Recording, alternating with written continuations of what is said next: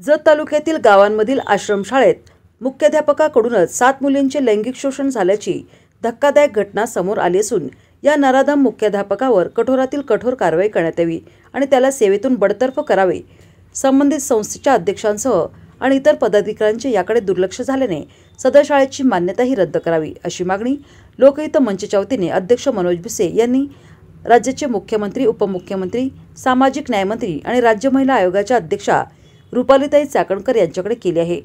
सुट्टी दिवशी घरी गेल्यानंतर या मुलींनी झालेला प्रकार पालकांना सांगितल्यानंतर ही घटना समोर आली। त्यानंतर मुलीच्या पालकांनी मुख्याध्यापकासही मारहाण केली, परंतु ही तक्रार दाखल करण्यात येऊ नये याबाबत पालकांच्यावर दबाव आणला जात असल्याचे दिसून येत असून पालकांना मानसिक आधार देऊन संबंधितांवर गुन्हा दाखल करण्यासंदर्भात तयार करावे। या विरोधात सखोल चौकशी होऊन संबंधित मुख्याध्यापकासह आणखी कोण दोषी आहेत का हे पाहून त्यांच्यावर कडक कायदेशीर कारवाई आणि यासाठी विशेष चौकशी समिती नेमावी अशी मागणी लोकहित मंचच्या वतीने करण्यात आली आहे। नमस्कार। ते जत तालुक्यातील सरमणी गावामध्ये आश्रमशाळेत 7 मुलींच्यावरती लैंगिक अत्याचार झाला बुधवारी। जतमध्ये झालाय।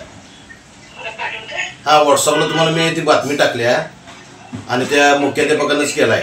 बुधवारी घटना झाल्या। आता महिला बाल विकास गुन्हा नोंद अजून झालेला नाही। महिला बाल विकास आणि समाज कल्याणचे काल अधिकारी चौकशी करायला तिथे गेले आश्रमशाळेत।